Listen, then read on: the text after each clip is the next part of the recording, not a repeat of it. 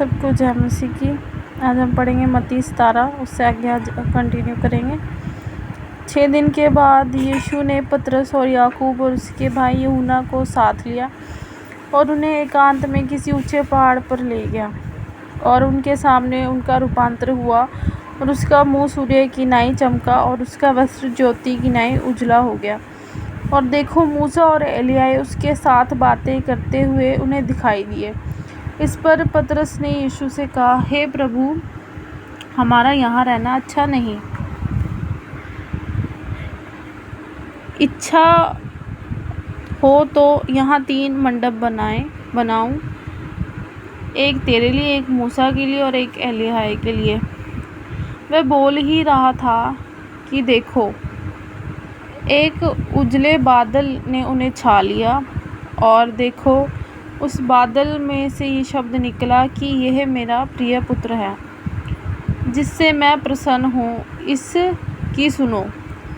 चेले ये सुनकर मुंह के बल गिर गए और अत्यंत डर गए। यीशु ने पास आकर उन्हें छुआ और कहा, उठो, डरो मत। तब उन्होंने अपनी आंखें उठाकर यीशु को छोड़ और किसी को ना देखा।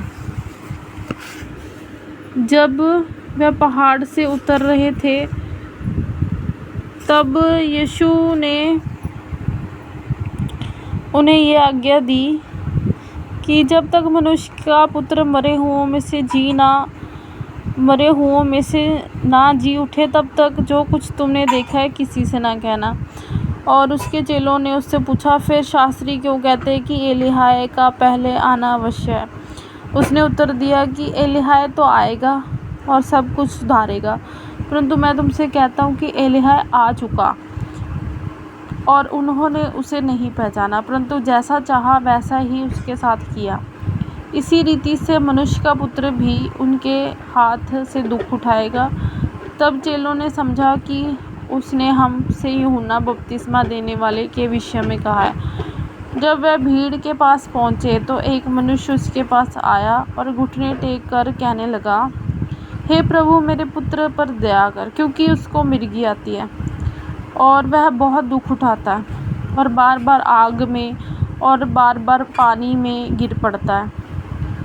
और मैं उसको तेरे चेलों के पास लाया था, पर वह उसे अच्छा नहीं कर सके। यीशु ने उत्तर दिया कि हे अविश्वासी और हठीले लोगों, मैं कब तक तुम्हारे साथ रहूँगा? तुम कब तक तुम्हारी सहूँगा? उसे यहाँ मेरे पास लाओ।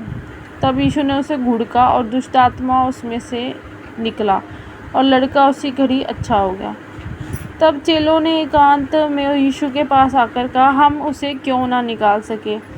उसने उनसे कहा, अपने विश्वास की घटी के कारण, क्योंकि मैं तुमसे सच कहता हूँ कि यदि तुम्हारा विश्वास राई के दाने के बराबर भी हो, तो इस पहाड़ से कह सकोगे कि यहाँ से सरक कर वहाँ चला जा, तो वह चला जाएगा और कोई बात तुम्हारे लिए अनहोनी ना होगी। जब वे गलील में थे तो यीशु ने उनसे कहा, मनुष्य का पुत्र मनुष्य के हाथ से पकड़वाया जाएगा और वह उसे मार डालेंगे और वह तीसरे दिन जी उठेगा। इस पर वह बहुत उदास हुए। जब वह कफरनहूम में पहुँचे तो मंदिर के लिए एक लेने वाले ने पतरस के पास आकर पूछा कि क्या तुम्हारा गुरु मंदिर का कर नहीं देता? उसने कहा, हाँ, देता तो है। जब वह घर में आया तो यीशु ने उसके पूछने से पहले उससे कहा, हे शमौन, तू क्या समझता है? पृथ्वी के राजा महसूल या कर किन से लेते हैं, अपने पुत्रों से या परायों से? पतरस ने उससे कहा, परायों से। यीशु ने उससे कहा, हे, तो पुत्र बच गए, तो भी इसलिए कि हम उन्हें ठोकर ना खिलाएं। तू झील के किनारे जाकर बंसी डाल और जो मछली पहले निकले उसे ले, तो तुझे उसका मुंह खोलने पर एक सिक्का मिलेगा, उसी को लेकर मेरे और अपने बदले उन्हें दे देना।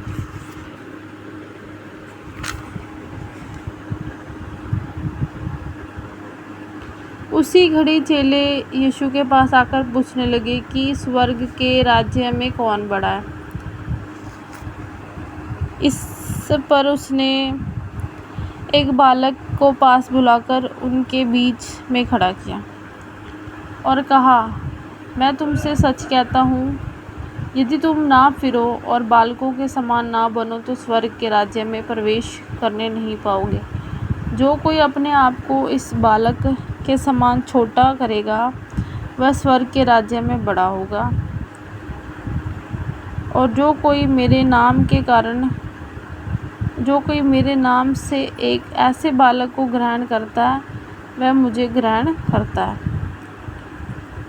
पर जो कोई इन छोटे में से जो मुझ पर विश्वास करते हैं एक को ठोकर खिलाए, उसके लिए भला होता कि वह चक्की का पाट उसके गले में लटकाया जाता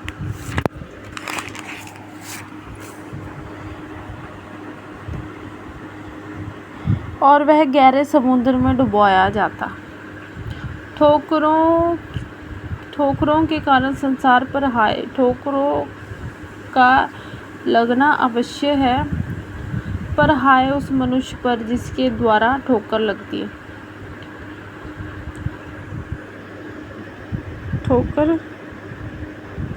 यदि तेरा हाथ या तेरा पाँव तुझे ठोकर खिलाए तो काट कर फेंक दे। टूंडा या लंगड़ा होकर जीवन में प्रवेश करना तेरे लिए इससे भला है कि 2 हाथ या 2 पाँव रहते हुए तू अनंत आग में डाला जाए। और यदि तेरी आँख तुझे ठोकर खिलाए तो उसे निकाल कर फेंक दे। काना होकर जीवन में प्रवेश करना तेरे लिए इससे भला है कि 2 आँख रहते हुए तू नरक की आग में डाला जाए।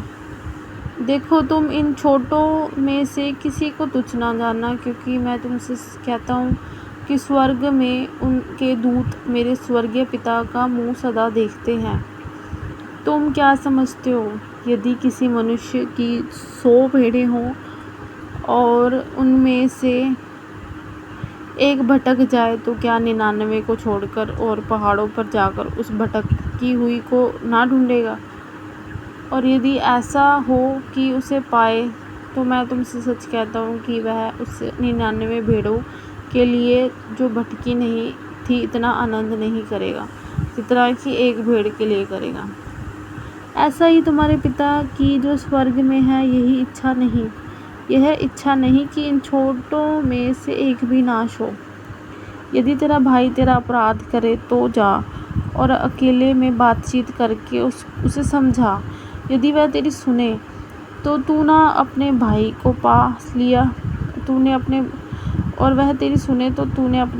पा लिया। और यदि वह ना सुने तो और 1-2 जन को अपने साथ ले जा कि हर एक बात 2 या 3 गवाहों के मुँह से ठहराई जाए। यदि वह उनकी भी ना माने तो कलीसियाओं से कह दे, परंतु यदि वह कलीसियाएं की भी ना माने तो तू उसे अन्य जातियों के और महसूल लेने वाले के ऐसा जान। मैं तुमसे सच कहता हूँ, जो कुछ तुम पृथ्वी पर बांधोगे वह स्वर्ग में बंधेगा, और जो कुछ तुम पृथ्वी पर खोलोगे वह स्वर्ग में खुलेगा। फिर मैं तुमसे कहता हूँ, यदि तुम में से 2 जन पृथ्वी पर किसी बात के लिए जिसे वह मांगे एक मन के हों तो वह मेरे पिता की ओर से जो स्वर्ग में है उनके लिए हो जाएगी। क्योंकि जहाँ 2 या 3 मेरे नाम से इकट्ठे होंगे वहाँ मैं उनके बीच में होता हूँ। हालेलुया। तब पतरस पास आकर उससे कहा, हे प्रभु, यदि मेरा भाई अपराध करता रहे तो मैं कितनी बार उसे क्षमा करूं? क्या 7 बार तक? यीशु ने उससे कहा, मैं तुझसे ये नहीं कहता कि 7 बार, वरन 7 बार से 70 गुने तक। इसलिए स्वर्ग के राज्य उस राजा के समान है जिसने अपने दासों से लेखा लेना चाहा। जब वह लेखा लेने लगा तो एक जन उसके सामने लाया गया जो 10,000 तोड़े धरता था। जब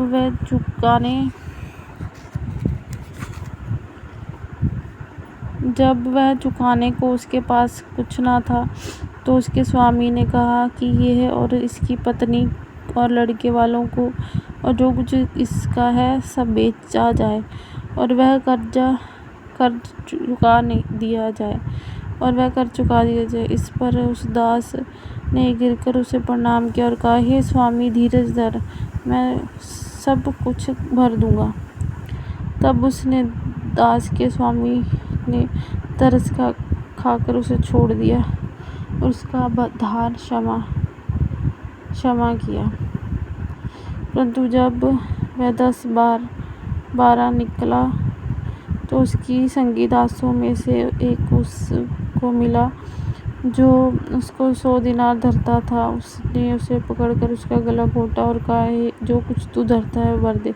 इस पर उसका संगी दास गिरकर उससे विनती करने लगा कि धीरज धर, मैं सब भर दूंगा।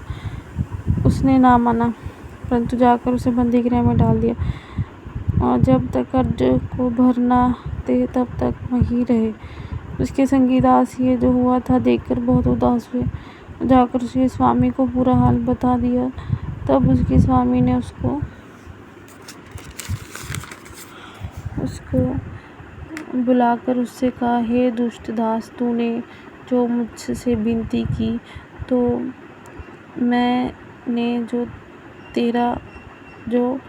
मैंने तो तेरा वह पूरा कर्ज क्षमा किया। सो जैसा मैंने तुझ पर दया की वैसे ही क्या तुझे भी अपने संगी दास पर दया करना नहीं चाहिए था?